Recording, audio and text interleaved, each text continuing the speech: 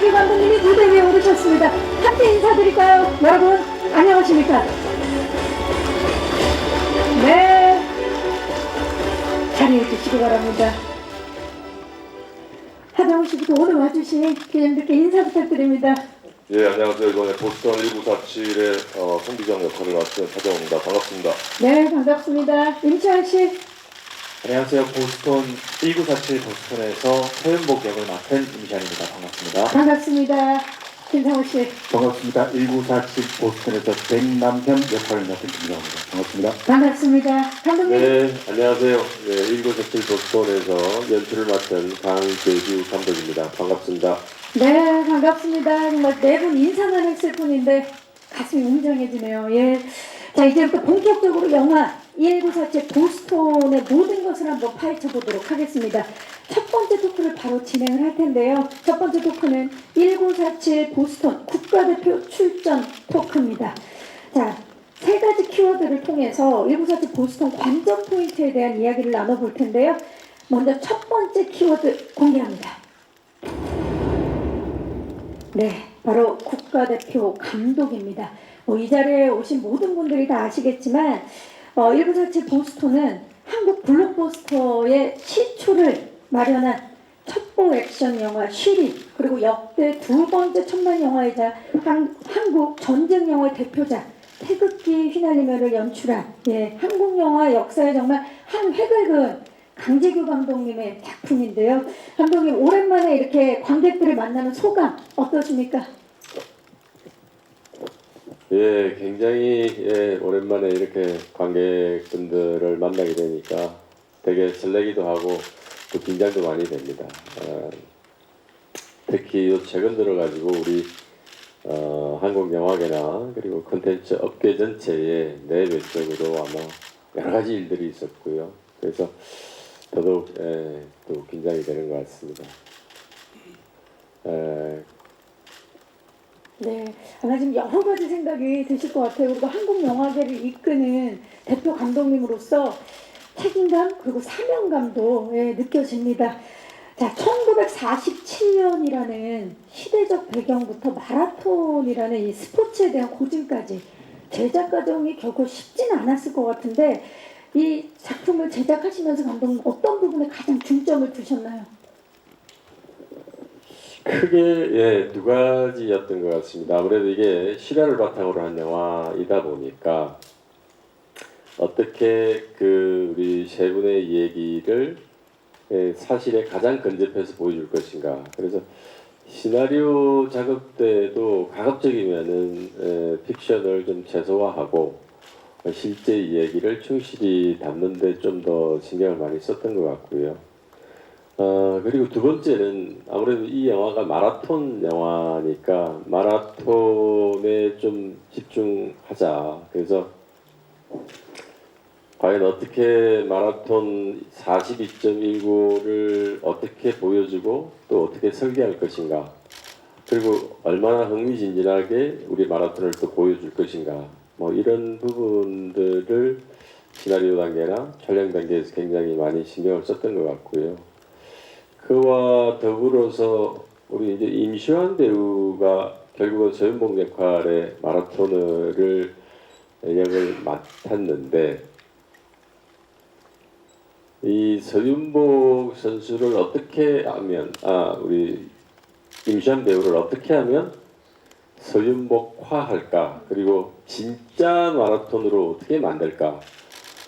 결국은 우리 임시완 씨를 통해서 서윤복을 볼 것이고 또 마라톤을 즐기고 느낄 것이기 때문에 그래서 그러한 부분이 결국은 이 영화를 보는 데 있어서 이 영화의 집중도, 이 영화의 동화에서 볼 수 있는 가장 핵심적인 지점이 아닐까라는 생각이 들어서 우리 임시완 배우를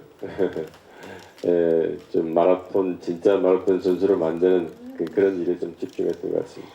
오늘 이 제작 보고의 이름이 1947 보스턴 마라톤 출정식 제작 보고인데 지금 감독님의 말씀을 들으니까 진짜 우리 마라톤 대회를 앞둔 출정식 같은 좀 느낌이 듭니다. 우리 지금 선수분들 약간 긴장한 표정인데요. 잠시 후에 그 심정을 한번 들어보도록 하겠고요. 두 번째 키워드 공개합니다.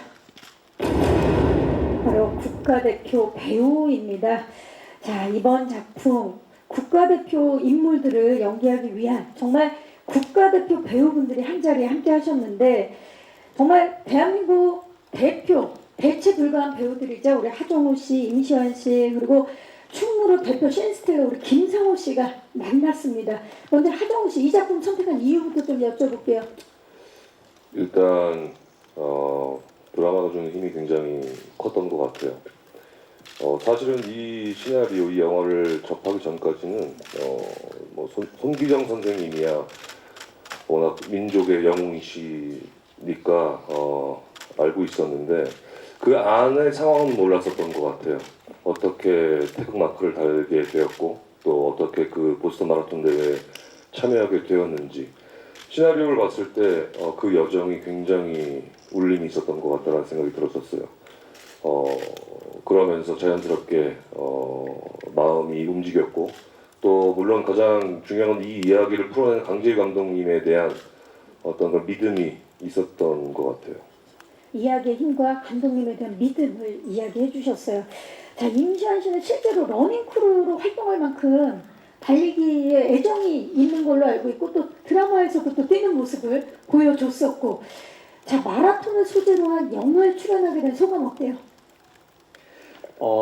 제가 달리기 육상 선수로서 작품에 임했던 적이 있는데요. 시기적으로 따지고 보면 제가 달리기를 접한 건 1947 보스턴 영화가 처음이었거든요. 네, 그래서 마라톤을 처음 접하게 되고 마라톤의 매력에 빠지게 되면서 자연스럽게 지금 현재까지 쭉 러닝 크루에 가입을 해서 러닝을 하고 있는데요. 1947 보스턴이라는 영화 자체가 그래서 저한테는 또 특별한 영화기도 한 게 제 일상에 연기 활동을 주로 하느라 없었던 취미 생활도 건강한 취미 생활도 생기게끔 만들어준 그런 영화이기 때문에 좀 특별한 영화로 다가옵니다. 그러면 뛰는 거 마라톤을 사랑할 수 있게 만든 작품이 작품이네요. 그래서 그런지 제가 데뷔 때부터 봤는데 원래도 여유가 있었는데 훨씬 더 여유가 아직 여유는 없어요. 여유 없어요. 너무 바빠서 촬영이 막 정신 없어서. 그럼에도 불구하고 여유가 느껴지는 건 마라톤 덕분인가요? 네 맞습니다. 예. 네. 자, 김상호 씨께 여쭤보도록 하겠습니다. 어떤 이유로 1947 보스턴 선택하셨는지 연기하시면서 어려운 점은 없으셨는지. 선택하기 때문에 제가 선택을 당한 거 조금 좋았습니다. 네, 그러니까 뭐 익숙하듯 쉽게 감독님 계시고 하정우 배우가 있고 임시완 씨가 있고 여러 좋은 배우들 계셔서 대외적으로는 되게 반가웠고 제 개인적으로는 좋았던 부분이 제가 맡은 역할 중에 대사 세 줄이 저 마음을 끌어당겼습니다.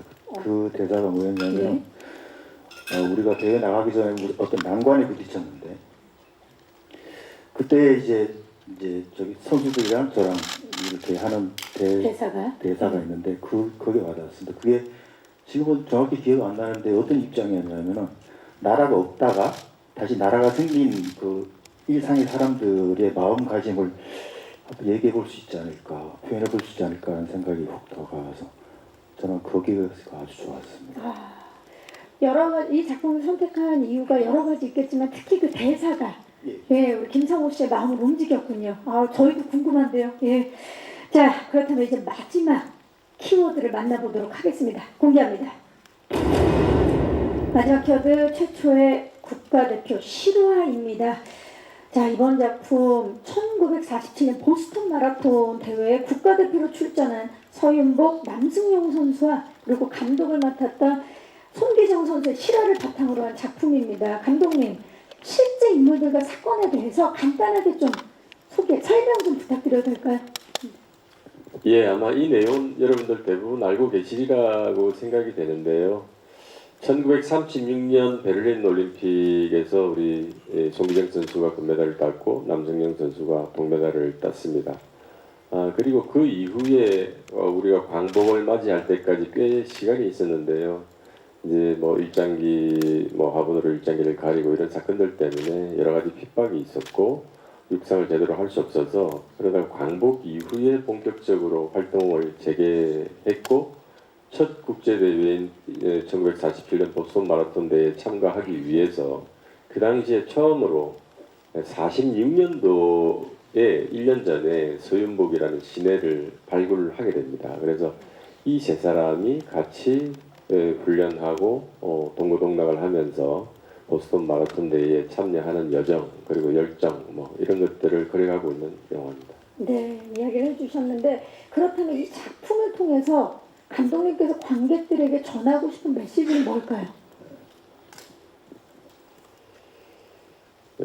이 시나리오를 제가 처음 접하고 그리고 또 연출을 할 때도 늘 느꼈던 감정들이 있는데요. 참 우리가 그 시대와 우리가 지금 살고 있는 이 시대를 당연히 비교해 볼 수밖에 없고 그래서 과거 그 시대에는 정말 광복 이후에 혼란스럽고 불안하고 그리고 굉장히 빈곤했습니다. 그래서 선수들이 정말 선수 훈련을 하는 과정에서도 배고픔이 가장 큰 적이 됐고 그리고 과학적이고 합리적인 시스템 위에서 뭔가 마라톤 어떤 훈련을 받을 수 있는 상황도 아니었고 국가나 어떤 단체로부터 적극적인 후원을 받을 수 있는 이런 상황도 아니었습니다. 그래서 굉장히 그 당시에 친탁찬탁 그런 독립정부가 세워지기 전 굉장히 혼란한 그 시기에 정말로 세계대회에 나가서 우리가 원대한 꿈을 한번 펼쳐보자는 이런 꿈을 가진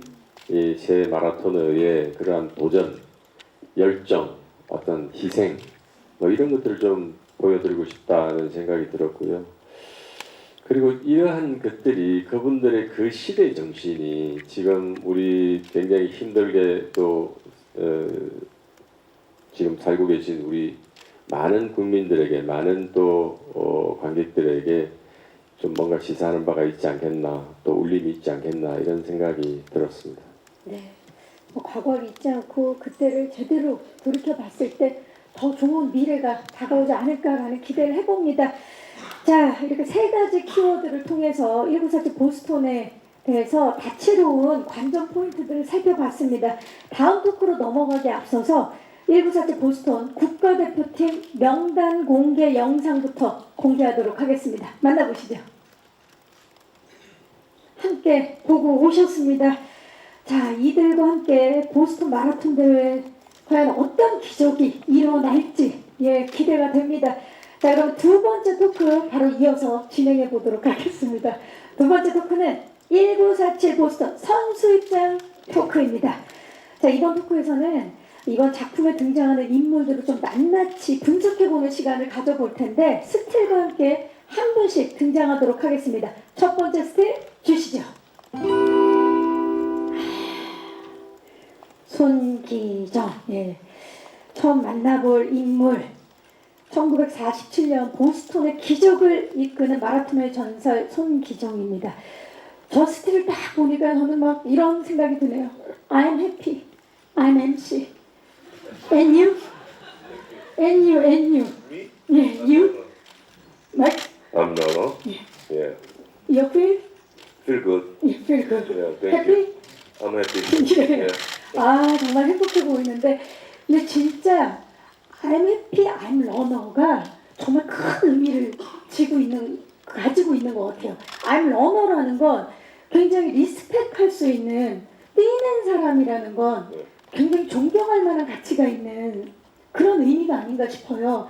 이제 걷는 사람에서 뛰는 사람이 되셨는데 하정우 씨, 이 인물 소개 좀 해주시죠. 근데 실제로 뛰진 않았었어요. 저는 감독 역할이어서 자전거를 좀 탔습니다. 네. 송기정 선생님 같은 경우는 1936년도 베를린 올림픽에서 이제 너무나 안타깝게도 일장기를 가슴에 달고 금메달을 따셨는데 그거에 대한 아픔이 굉장히 크셨던 것 같아요. 그러면서 그 이후에 그 일장기를 가렸다라는 그 이유만으로 굉장히 탄압과 핍박을 받으시면서 굉장히 힘든 시간들을 보내셨죠. 그러면서 이제 서윤복 선수라는 사람을 만나서 다시 재기를 하게 되고 자기가 못다 이룬 그 꿈을 이제 서윤복 선수를 통해서 보스턴 마라톤 대회를 통해서 뭔가 다시 그 꿈을 이루는 어떤 그런 과정을 겪으셨는데 굉장히 외골수적이고 굉장히 끝고맺음이 굉장히 강하시고 굉장히 그런 에너지가 굉장히 큰 분이시다라는 걸 느꼈었어요. 네.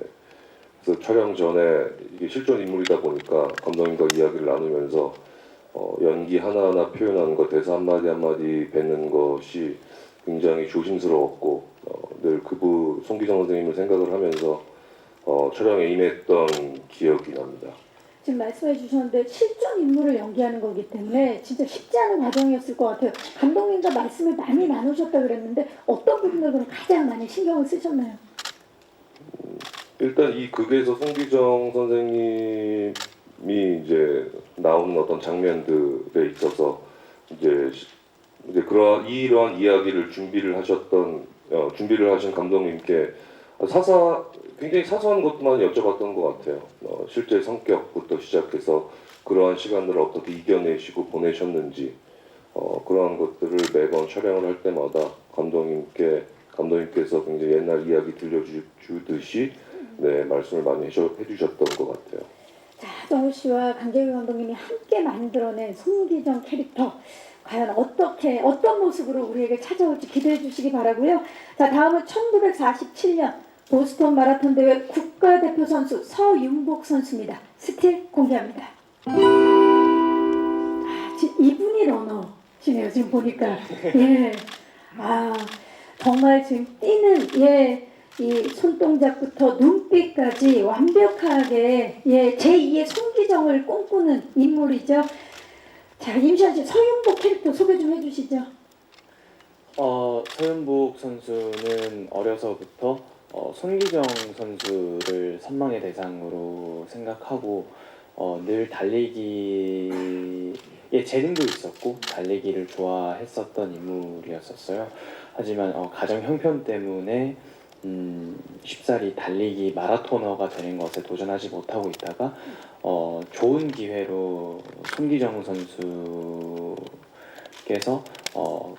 이 마라토너로 키워주셔서 그래서 그 좋은 기회로 보스턴 대회에 출전하게 된 거죠. 근데 최초로 대한민국 태극마크를 달고 보스턴 마라톤 대회까지 참가하게 된 그런 대단한 마라토너입니다. 네, 역시나 또 실존 인물입니다. 예. 이 마라톤이 흔히 자신과의 싸움이라고 말하잖아요. 그렇기 때문에 아까 이제 말씀드린 것처럼 I'm runner라고 했을 때 많은 분들이 그분의 자신과의 싸움을 늘 하는 그분에 대한 존경심을 갖게 되는 건데 실존 인물 서윤복 선수를 연기하는 데 있어서 부담감도 상당했을 것 같아요. 어땠나요, 임시완 씨? 제가 제일 크게 신경이 많이 쓰이고 경각심을 가져야 되겠다라고 생각했던 지점은 이게 실제 인물 서윤복 선생님께서 태극마크를 달고 뛰었던 것처럼 저 역시도 이 작품을 할 때 비록 작품일지라도 이 작품에 임하는 동안만큼은 저 역시 태극마크를 달고 뛰는 국가대표라고 생각을 하고 임해야 되겠다라는 생각을 하게 됐거든요. 그래서 이 작품을 선택하게 된다라고 하면 물론 그 정말 국가대표분들에 비할 바는 못 되겠지만 적어도 이 작품을 임하고 있는 동안만큼은 국가를 대표해서 이 작업을 하고 있다라는 생각을 잊지 말자. 그렇게 임해야 되겠다라는 생각을 좀 크게 했습니다. 임시완 씨가 어떤 마음가짐으로 임했는지가 강하게 느껴집니다. 네, 감독님으로서 지금 굉장히 뿌듯해하고 계시는데 어떻습니까? 지금 굉장히 뿌듯합니다. 네, 극속에서 감독이셨잖아요. 네. 네. 우리 서윤복 선수. 네.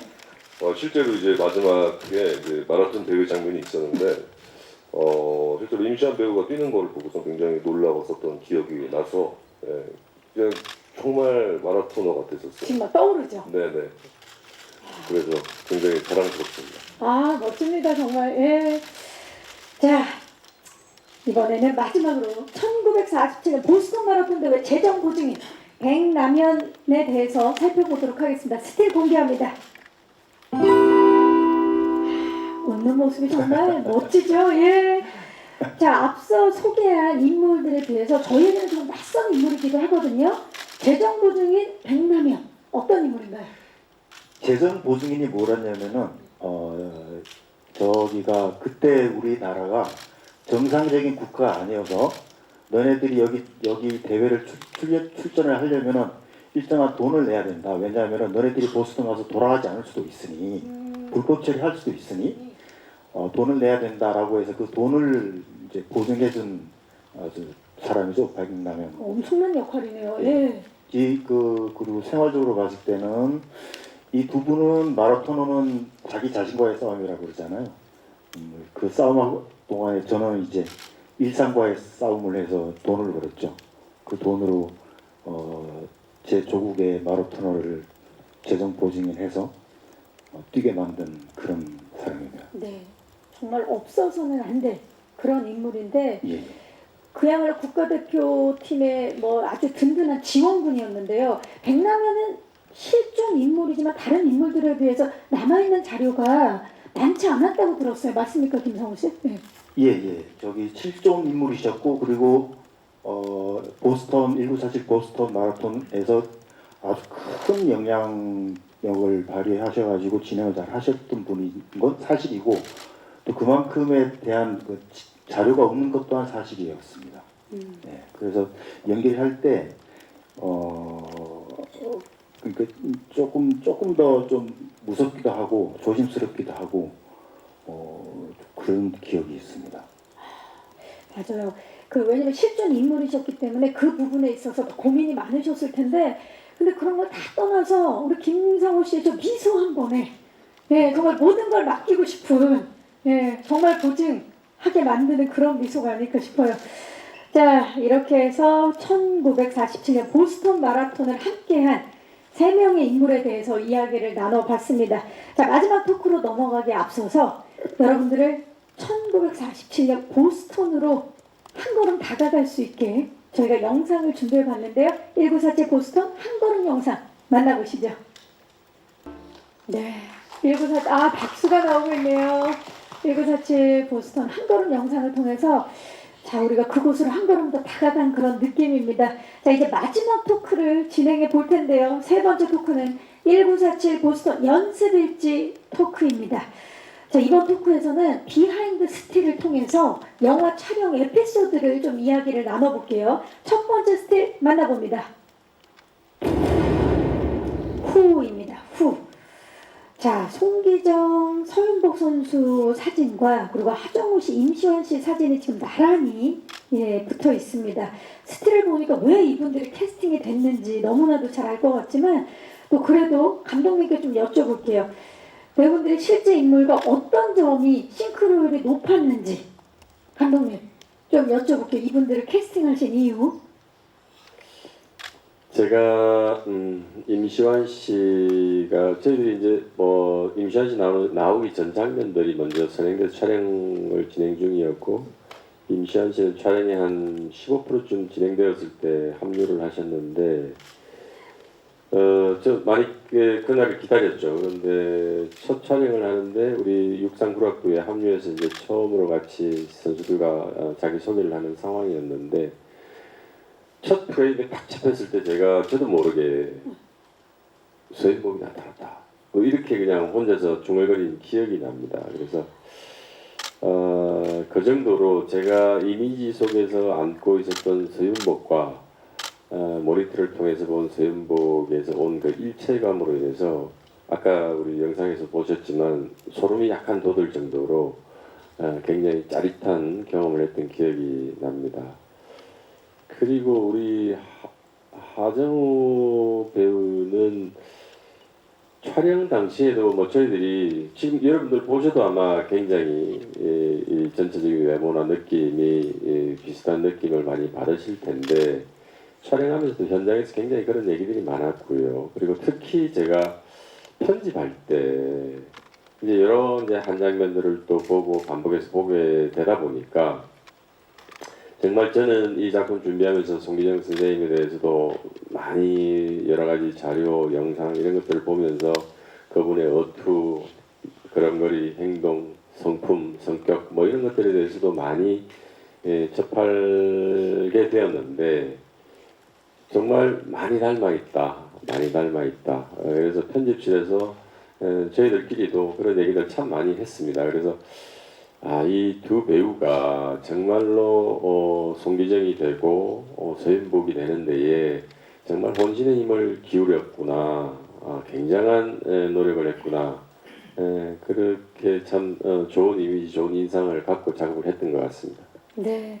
자, 그렇다면 배우분들은 본인들이 우리 실존했던 선수들과 어떤 싱크로율이라고 생각하는지 좀 여쭤볼게요. 하정우 씨 어떻습니까? 송기정 선생님과. 뭐 감독님께서도 그런 말씀을 해주시고 다른 스태프분들이나 제작진에서 송기정 선생님이랑 너무 비슷하다. 그러니까 진짜 비슷한 것 같은 느낌이 드는 거예요. 네, 사진으로 봤을 때 선생님께서 저처럼 얼굴이 좀 크신가? 뭐 그런 생각 들었었고 그러면서 마음이 먼저 가니까 왠지 닮아가는 것 같은 느낌이 들었어요. 그리고 저희 할아버지랑 고향이 또 비슷하셔서 송기정 선생님께서 뭐 그런 거라도 기대면서 계속 송기정 선생님을 생각을 하면서 작업이 임했던 것 같아요. 외향적인 것도 외향적인 건데 참 희한하게 생각을 같이 하려고 하고 그러면 또 닮아가는 부분이 있더라고요. 네, 그런 거. 네. 임시완 씨는 어땠나요? 서인복 선수와 싱크로율. 네, 저는 그러니까 외적으로서 싱크로율은 자신 있게 말씀드리지 못할지언정 저는 자신 있게 말씀드릴 수 있는 건 네, 뭡니까? 적어도 제가 이 마라톤을 계속 하고 있잖아요. 그렇죠. 그러니까 영적으로는 아주 싱크로율이 높지 않을까 자신 있게 말씀드릴 수 있습니다. 맞아요. 지금 선생님도 굉장히 기뻐하실 것 같아요. 예. 자, 정말 외모부터 성격까지 싱크로율 200% 저격 캐스팅이 아니었나 싶고요. 이어서 다음 스텝 만나봅니다. Where입니다.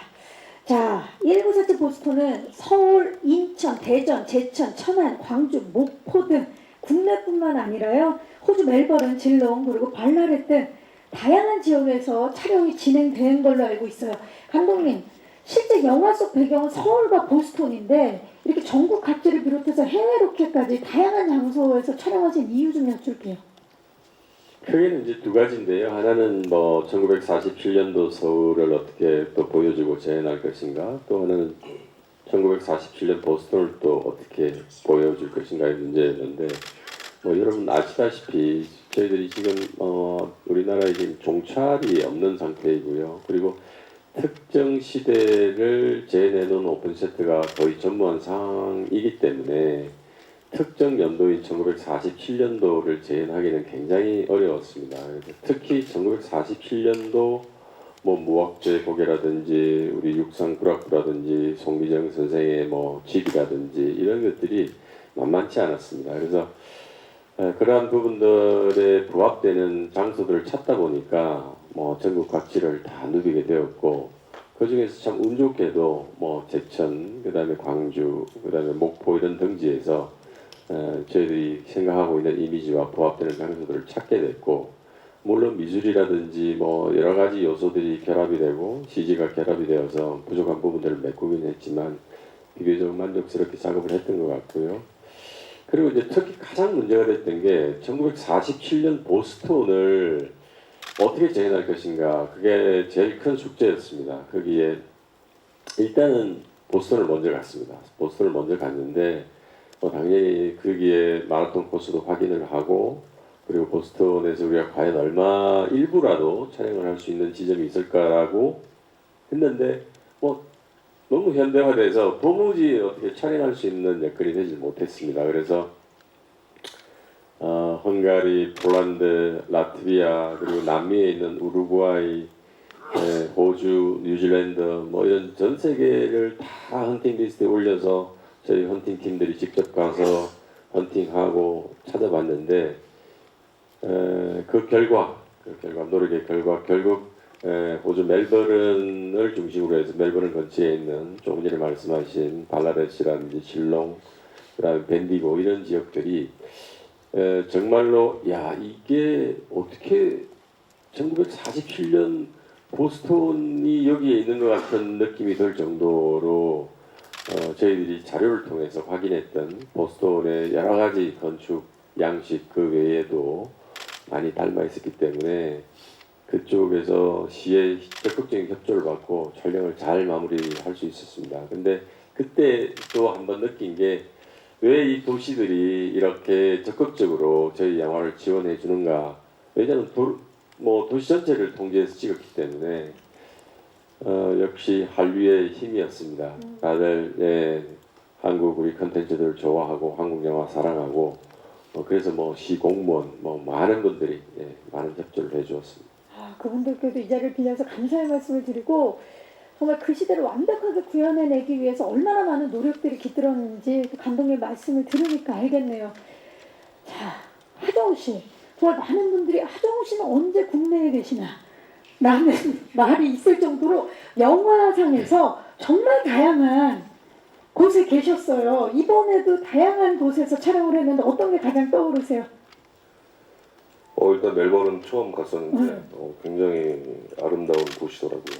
네.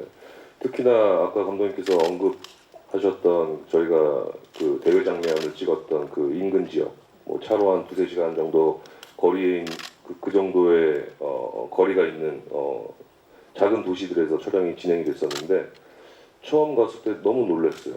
마치 정말 우리 이 보스턴이라는 영화를 위해서 지어진 거대 세트 같은 느낌이 들었었어요. 그래서 굉장히 놀라웠었고 굉장히 즐겁게 그 안에서 촬영을 했던 기억이 있습니다. 하정우 씨도 놀란 그곳의 모습은 이제 관객들이 만나게 되겠네요. 그렇죠. 네, 좋습니다. 자, 다채로운 로케이션으로 완성된 1947 보스턴의 영상미 기대해 주시기 바라겠고요. 다음으로 마지막 스텝 만나봅니다. 하우입니다. 하우. 자, 배우분들이 과연 어떤 노력을 통해서 실존 인물로 완벽 변신하게 되었는지 궁금한데 임시한 씨께 먼저 여쭤봐야 될 것 같아요. 마라토너 체형을 만들기 위해서 임시한 씨가 체지방도를 6%대로 낮췄다고 제가 들었어요. 그야말로 서윤복 선수로 완벽 변신을 하기 위해서 노력을 한 건데 그 과정 좀 얘기해 주시겠어요? 우선은 마라톤을 처음 접해보는 거기 때문에 이 영화를 찍기 한 2달 전 정도부터 코치님이랑 계속 훈련을 했었고요.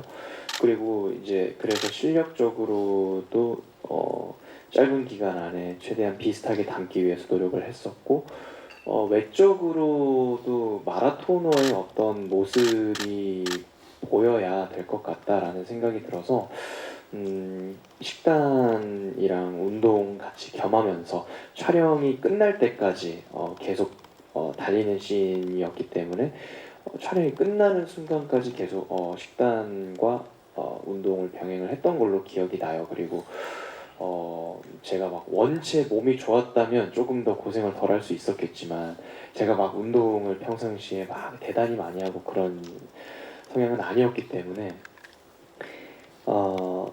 약간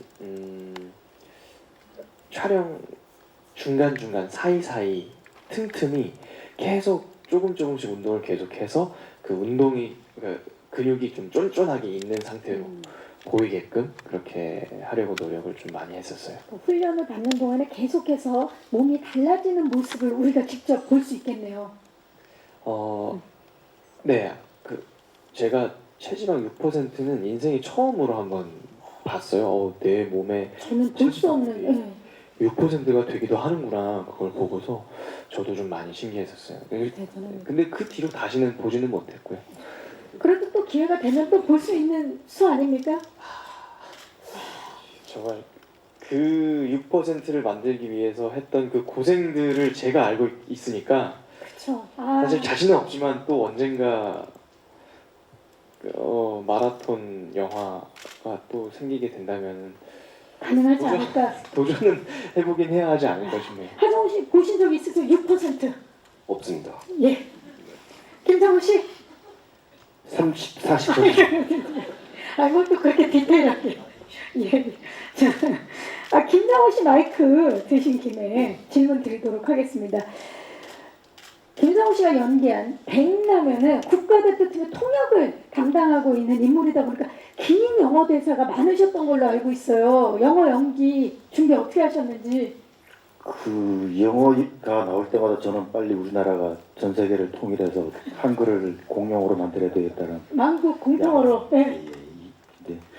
이 일상에서 이렇게 통역하는 건 괜찮았는데 하정우 씨가 저기 이렇게 길게 얘기하는 거를 통역하는 장면이 있습니다. 거기는 이제 정우가 이렇게 하는 거 들어보고 있으면 옆에서 울분이 울컥울컥 나와요. 근데 그걸 저 영어로 해야 되니까 이제 공박을 기억하고 있어야 되니까 울분도 해야 되고 공방도 기억도 해야 되고 말도 해야 되고 해서 예. 그때 지금 장면이 좀 기억이 많이 납니다. 예. 그때 좀 어려웠습니다. 영어를 우리가 빨리 한글을 세계 공용어로 좀 부탁드리겠습니다. 지금 죄송한데 누구한테 부탁을 하시는 거예요? 저기 앞에 앉아있는 저 사람은 네, 앞에 앉아 계시는 김상우 앉아있는 김상우 씨. 예. 너무 기대가 돼요. 왜냐면 그 진짜 백라면이라는 인물은 미국에서 그렇죠. 보스턴이죠. 그곳에서 살아남기 위해서 서바이벌 영어를 하신 분이었기 때문에 그런 또 영어를 또 우리 김상우 씨가 어떻게 표현을 해내셨을지 기대해 주시기 바라겠습니다.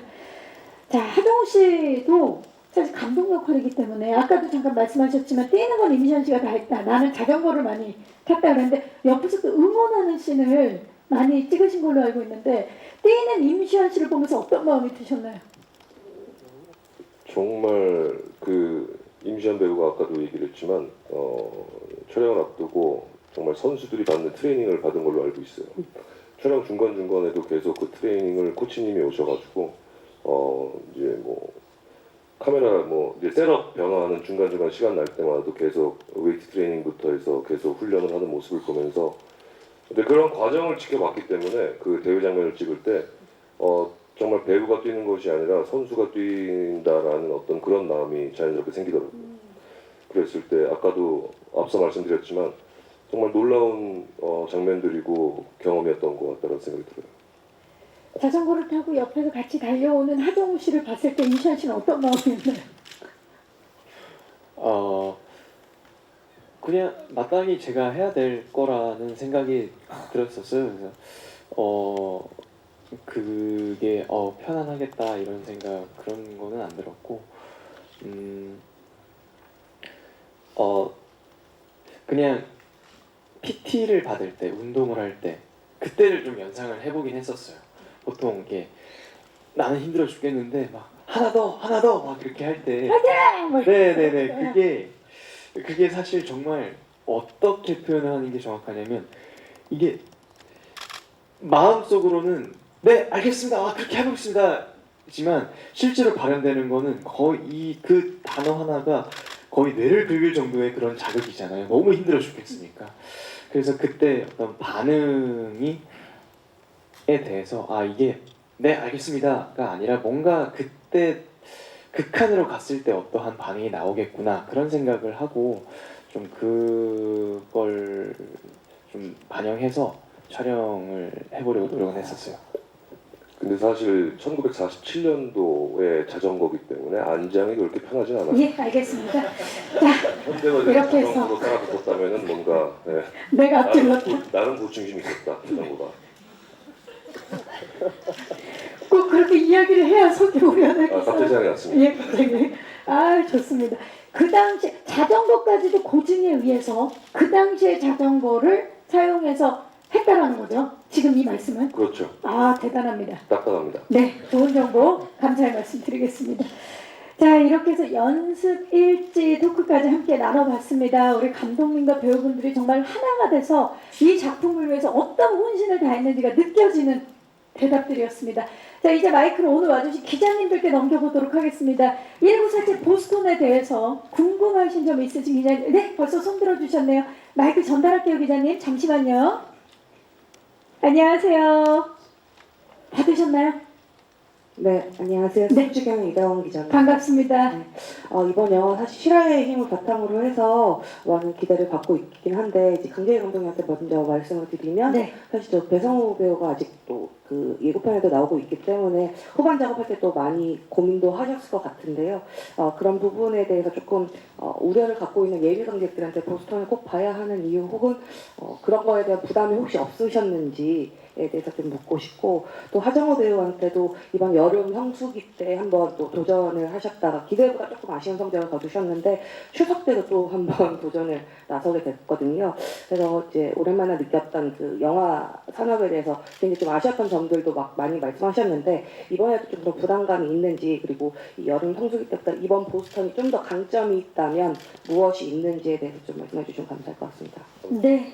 감사합니다. 네. 하정우 씨부터. 네. 네, 너무 속상했습니다. 너무나 가슴이 아팠고, 물론 다들 기대를 저희 내부적으로 기대를 엄청나게 했었는데, 하지만 현실은 달랐기 때문에 겸허히 받아들이고, 또 이것이 뭐 제 영화의 인생에 있어서 뭐 처음 맛본 것도 아니고 그 쓴 고배를 마신 게 그렇기 때문에 다시 추스리고 또 그것을 또 좋은 경험이라고 생각이 들고 개인적으로 오답 노트를 만들어서 더 그런 확률을 높이고 또 좋은 작품을 만들어 나가는 데 있어서 심혈을 기울일 계획이고요. 이번 보스턴 같은 경우는 굉장히 드라마가 굉장히 센 정말 저에게는 그 송기정 선생님의 역할을 맡았던 것만으로도 굉장히 영광이었고 굉장히 가슴이 뭉클하고 웅장해지는 그러한 작품이라고 생각이 듭니다. 이번 추석 때 그러한 제가 처음에 시나리오를 보고 느꼈던 그러한 마음을 온전히 관객분들에게도 잘 전달이 돼서 좋은 작품으로 또 기억에 되셨으면 하는 게 저의 바람입니다. 네. 강력한 드라마라는 강점을 말씀해 주셨어요. 강재규 감독님. 네, 우리 배성우 씨 문제는 저 개인적으로도 굉장히 속상하고 또 안타깝고 뭐 변명의 여지가 없는 일인 것 같습니다. 그래서 사실 제가 이 상황을 접하고 후반 작업을 하면서 과연 어떻게 해야 되나? 저 역시도 굉장히 좀 이렇게 버겁고 힘든 건 사실이었고, 그래서 주변 여러분들의 의견도 많이 듣고, 근데 저도 작업을 계속해 나가면서 곰곰이 생각했던 지점은, 이것은 1947년도에 우리 송기정, 남성용, 서윤복 세 분의 실화를 바탕으로 한 얘기고, 이 속에는 그분들의 삶과 이분들의 업적이 이 영화를 통해서 충분히 녹여져 있는데 과연 어떤 특정한 사실 때문에 어떤 특정 우리 선생님의 어떤 삶의 궤적이나 기록이 변형되거나 축소되거나 이렇게 해서는 도리가 아니겠다는 생각이 많이 들었습니다. 그래서 고민 끝에 결국 이 작품이 주고자 했던 이 작품이 가고자 했던 방향에 충실하게 이 작품을 마무리 짓는 것이 감독으로서 해야 될 일이 아닌가, 또 그분들에 대한 예우가 아닌가 이런 생각이 들어서 그런 기조 위에서 작품을 마무리했습니다. 여러분들 많이 양지해 주시기 바랍니다. 네. 감사합니다. 자, 또 질문 있으신 기자님 계시면 손을 들어주세요. 네. 뒤쪽에서. 네. 네. 안녕하세요. 네, 안녕하세요. 저 파이낸셜 투데이 김영재 기자라고 합니다. 반갑습니다. 반갑습니다. 저 감독님께 질문 두 가지 드리도록 하겠습니다.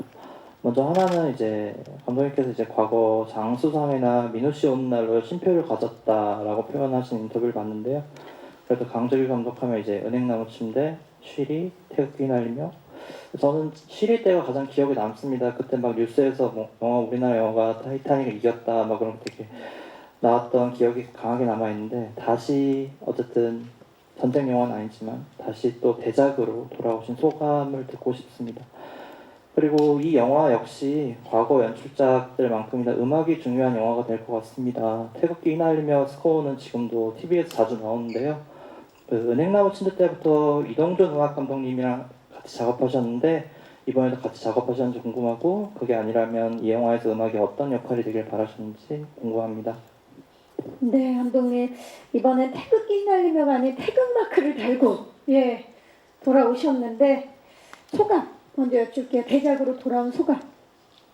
사실 이 영화는 제가 마라톤에 대해서 조금 관심을 갖게 된 게 제 대학 다닐 때 여러분들도 아실 겁니다. 불의 전차라는 영화를 아시고 계실 거고요.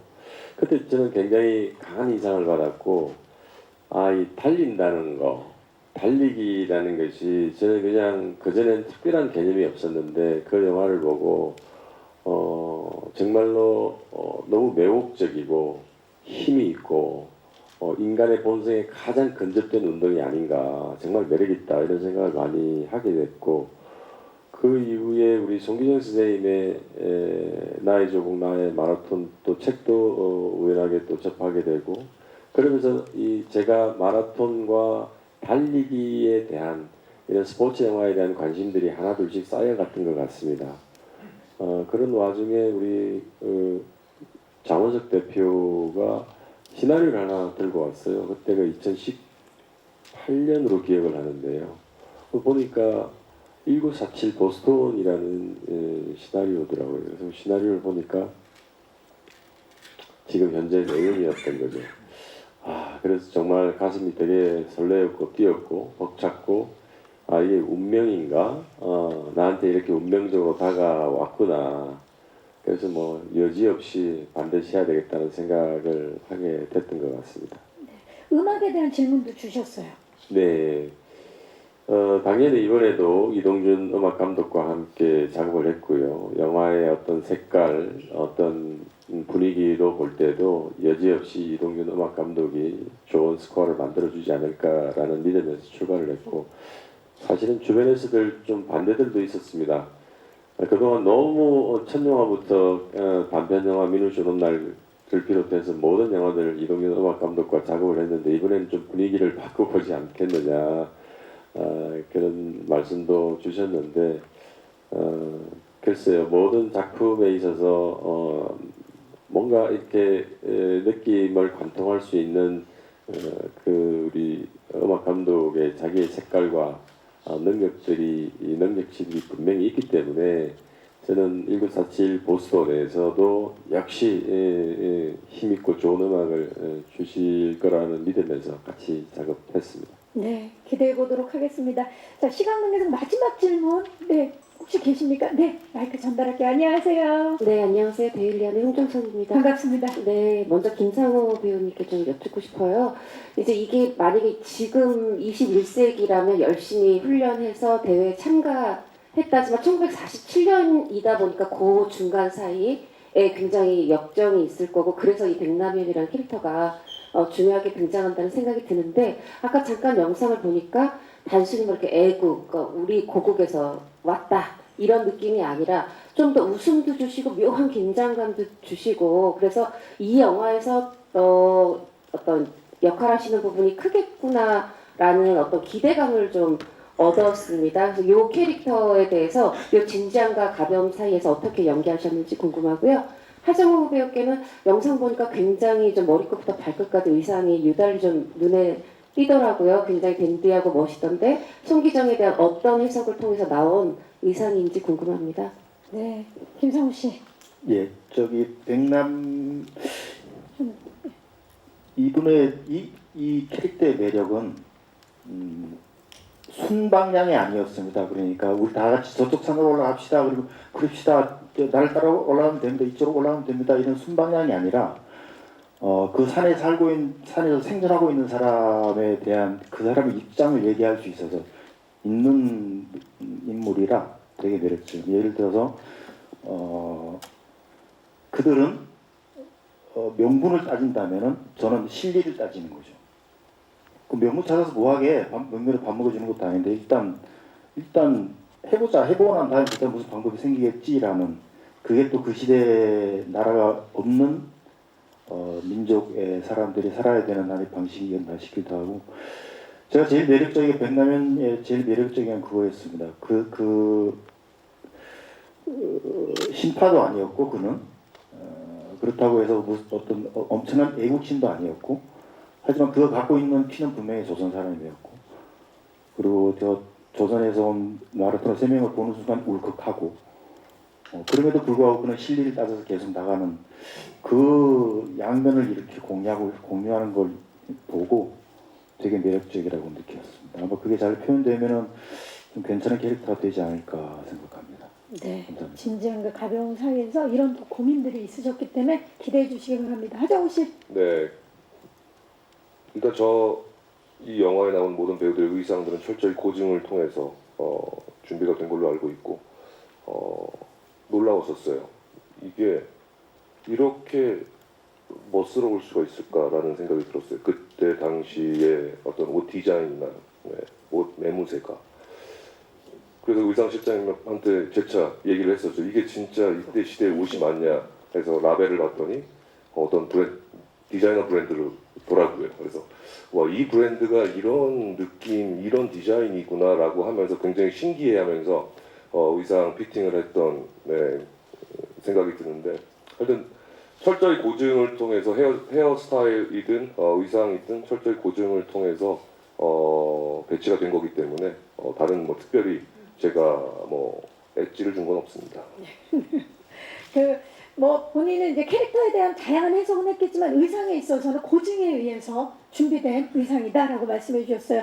조금 전에 손을 같이 들어주셔서 마지막 질문으로 여쭤보도록 하겠습니다. 안녕하세요. 네, 안녕하세요. 스포츠 서울 함상봉 기자입니다. 네. 감독님께 질문 2개 있고 임시한 배우께 질문 드리겠습니다. 네. 그 영화가 좀 일찍 제작된 걸로 알고 있고 작년부터 이제 개봉한다고 막 얘기가 나왔었는데 좀 결국 올해 추석으로 좀 개봉이 하기로 됐거든요. 결정됐거든요. 개봉까지 오는 동안 감독님은 좀 어떤 마음, 심정이셨을지 궁금하고요. 그다음에 오늘 천 박사가 개봉일을 정했는데 그 보스턴 이제 거미식과 같이 27일로 결정을 했어요. 그래서 새 나름 대작이 이제 같은 날 붙게 됐는데 뭐 후배 감독님이랑 이제 좀 치열한 경쟁하게 된 소감도 좀 궁금합니다.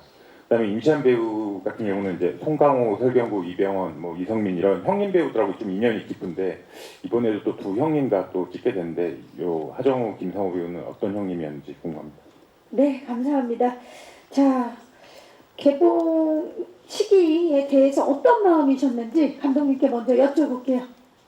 네, 저희들이 촬영을 2020년 1월 31일 촬영이 끝났습니다. 그러니까 지금부터 굉장히 많은 시간이 흘렀습니다. 그래서 원래는 그해 또는 그 이듬해 절쯤에는 개봉을 할 수 있을까?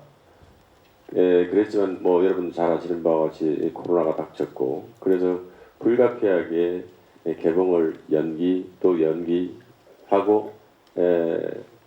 또 일부는 또 우리 배성우님과 관객분들이 조금 더 편하게 보실 수 있는 시간도 또 필요하지 않겠느냐 이런 생각도 있었기 때문에 결국은 올 추석 때 개봉을 최종적으로 결정짓게 되었습니다. 그런데 이 과정에서 저는 너무 속이 탔죠. 이렇게 영화를 빨리 찍고 거의 마무리가 됐는데 개봉을 못하고 있으니까 정말 굉장히 참 그 시간들이 저에게는 혹독했고 힘들었지만, 그래도 참 또 다행스러운 것은 제가 뭐 많은 편수의 영화를 하진 않았지만 영화를 하면서 그렇게 편집실, 녹음실, DIC를 거의 뭐 너무너무 이것이 파이널입니다. 이것이 파이널입니다. 이것이 파이널입니다. 라고 했던 게 제가 뭐 양치기 소년이 돼가지고 그렇게 해서 관객들에게 묻고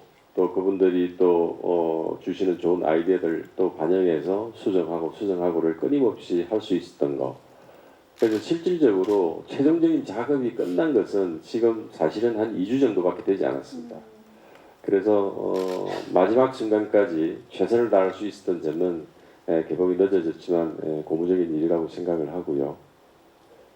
그 다음에 추석 때 지금 개봉하는 많은 영화들이 있는데 좀 다행스럽게도 장르들이 굉장히 다양한 작품들인 것 같습니다. 그래서 우리 관객 여러분들이 좀 다양한 장르의 영화를 접할 수 있는 좋은 기회이지 않을까 생각이 들고요.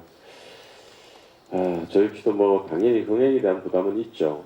그렇지만 무엇보다도 이 영화가 가지고 있는 우리에게는 잘 알려지지 않은 소중한 얘기 그리고 이 세 사람을 통해서 던져주고자 하는 메시지나 어떤 도전, 열정 이런 것들이 좀 관객들에게 많은 분들에게 좀 전달됐으면 하는 그런 바람이 있습니다. 네, 정말 참 솔직한 대답이 아니었나 싶고 왜 강재규 감독님을 국가대표 감독님이라고 칭하는지 알 것 같습니다. 자, 임시완 씨, 이 형님들은 어떠셨나요? 네, 많은 형님들을 만났는데 네. 많은 형님 선배님들이랑 작품 지금 김상호 씨 아예 몸을 틀었는데요. 네. 오늘 마주치면 제가 부담스러워서. 자, 그러면 지금 한 분씩 먼저 이렇게 네. 등을 돌리셨으니까 김상호 형님부터 말씀을 해주시죠. 어땠나요? 김상원 선배님 같은 경우는 같이 일단 모든 선배님 형님분들과 같이 작업을 할 때는 제가 늘 좋은 기억들만 있었던 것 같아요. 그럴 수밖에 없었던 게 촬영을 하면서 동시에 내가 연기를 하면서 저런 방향으로 가야 되겠구나를 선제질을 해주시는 분들이기 때문에 촬영과 동시에 배움도 있을 수 있는 그런 장이 펼쳐지기 때문에 저에게는 더할 나위 없이 좋은 기회들이라서 앞으로도 그런 기회가 더 많았으면 좋겠고요. 그래서 이제 들어볼까요? 김상원 선배님께 대해서 말씀드리면 김상원 선배님은 사실 제가 나이 차가 얼마인지는 잘 몰라요. 그것도 모르고 그냥 그게 중요하지 않아서 그게 중요하지 않고 그냥 되게 친구 같은 벗과 같은 느낌? 맞아요. 그런 느낌 그런 주시죠. 느낌이 들어요. 어떠한 취미 생활을 같이 하거나 뭐 술 한잔을 같이 하면서 얘기를 나눌 때 저를 동등한 입장에서 동등한 인격체로서 저의 가치관에 대해서 들어봐 주시고 공유하고 그러니까 동등한 입장에서 나의 가치관은 이래, 너의 가치관은 그렇구나 라면서 마음을 나눌 수 있는 멋이네요, 벗과 같은 오. 친구보다도 약간 더 어떤 어감상 벗과 같은 느낌이 많이 드는 것 같고요. 너무 좋은데요? 박수가 나오고 있어요. 자, 이렇다면, 지금, 김상우 씨는 모자를 다시 쓰셨고, 하정우 씨는 안경을 치켜 올렸어요. 자, 하정우 형님. 또 그래. 쑥스러우니까. 그러니까, 정우 형님 같은 경우는, 그, 촬영하면서 제가 어떤 걸 많이 봤냐면,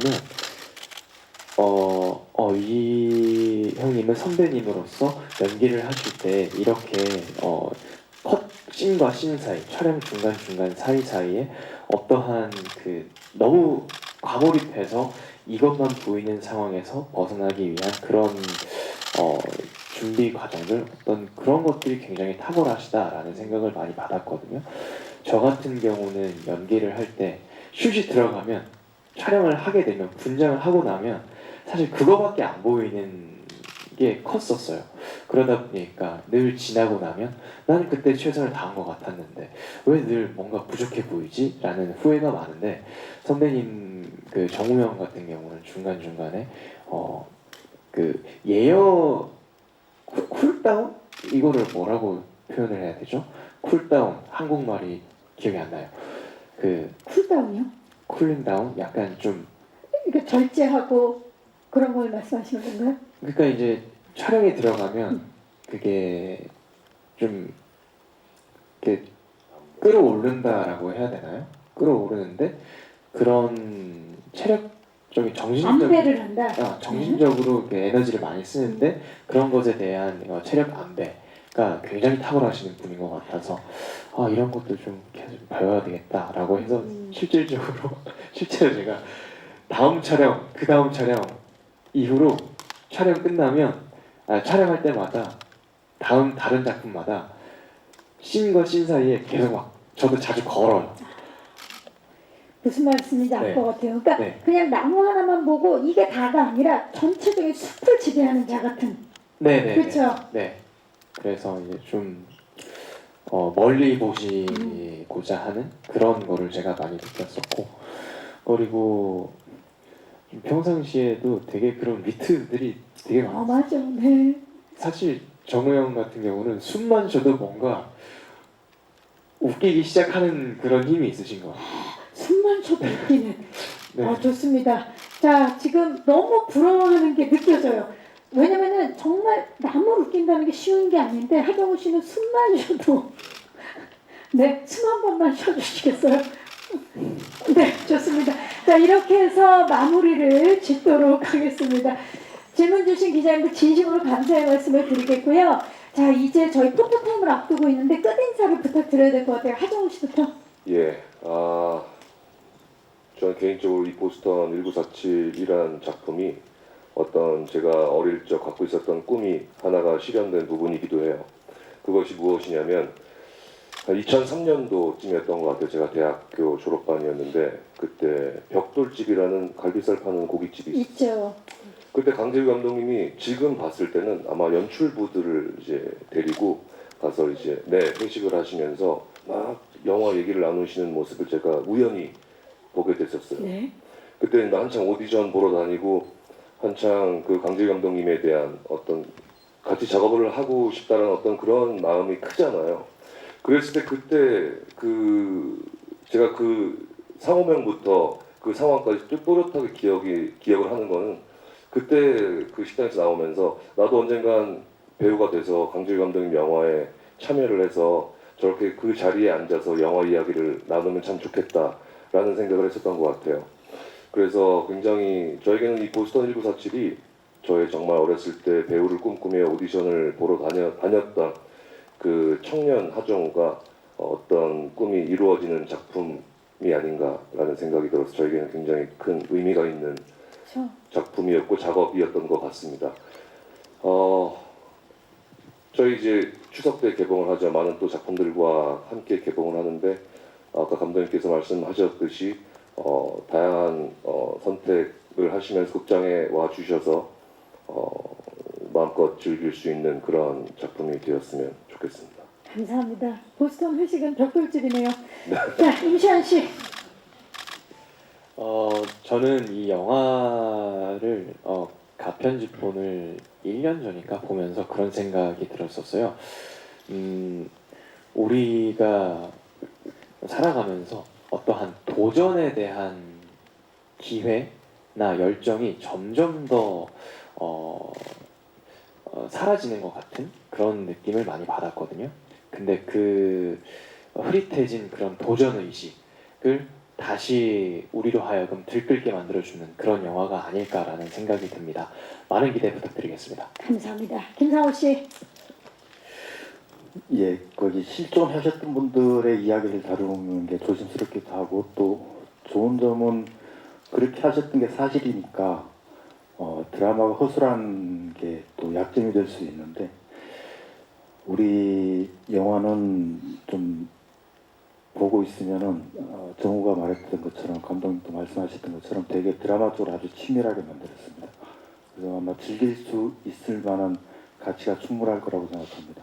한번 봐주시고 좋으면은 소문 많이 내주시기 바랍니다. 감사합니다. 복 많이 받으십시오. 감사합니다. 네, 강재규 감독님. 네, 저는 이번 작업하면서 굉장히 제가 아마 가장 행복했던 사람인 것 같습니다. 제가 같이 작업하고 싶었던 배우분들, 스태프들 모시고 정말 큰 사고 없이 촬영을 잘 마무리할 수 있고 그리고 촬영 현장에서 늘 행복하고 제가 원하는 샷들이 이렇게 얻어질 때마다 쾌감을 많이 느끼면서 행복을 많이 느끼면서 촬영했던 현장인 것 같습니다. 그래서 이런 좋은 기운과 좋은 느낌들이 꼭 올 추석에 관객 여러분들에게도 잘 전달되었으면 하는 바람이고요. 그리고 오늘 자리해 주신 여러분들 진심으로 감사드립니다. 네, 감사합니다. 자, 이제 포토타임을 위해서 무대 정리하는 동안에 마이크는 의자 위에 올려주시고요. 무대 옆에서 잠시 준비해 주시기 바랍니다. 네, 저희 무대 빠르게 정리하고 포토타임 바로 준비하도록 하겠습니다. 거기 서셔서 왼쪽부터 봐주시기 바랍니다. 정면 그리고 오른쪽을 봐주시기 바랍니다.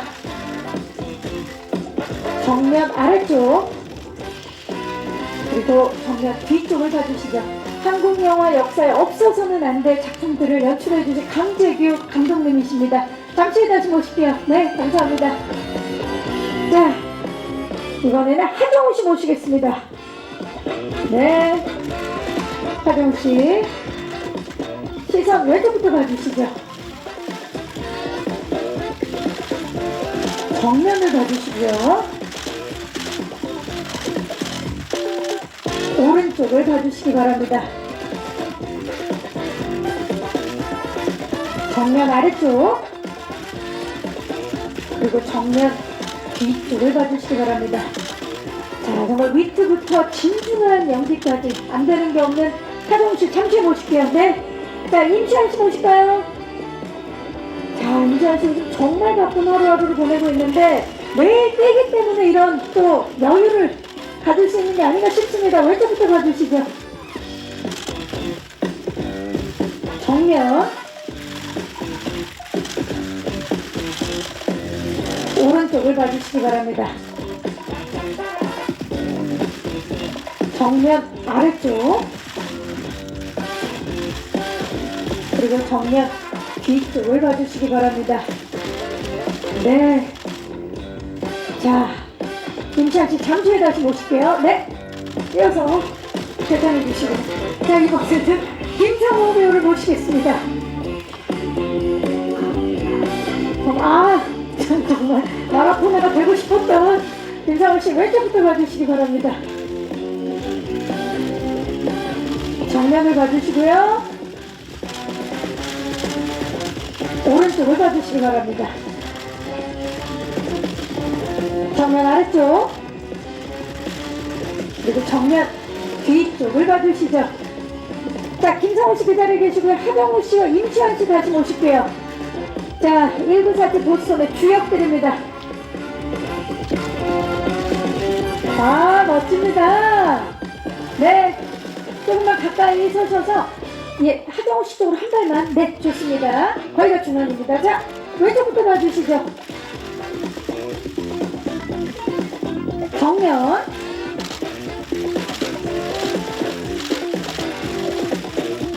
오른쪽을 봐주시기 바랍니다. 정면 아래쪽 보기만 해도 웅장해지는 세부 파이팅 한번 외쳐볼까요? 하나 둘 셋 파이팅! 좋습니다. 강재규 감독님 모십니다. 1947 보스턴의 지역분들 모두 자 지금 서로가 자 어떻게 된 겁니까? 네, 조금만 가까이 서주시기 바랍니다. 네, 왼쪽부터 봐주시죠. 훈훈합니다. 정면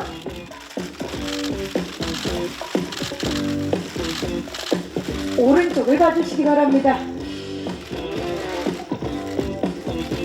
정면 아래쪽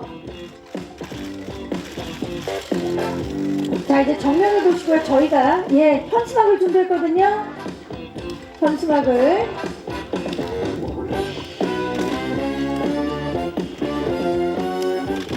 좋습니다.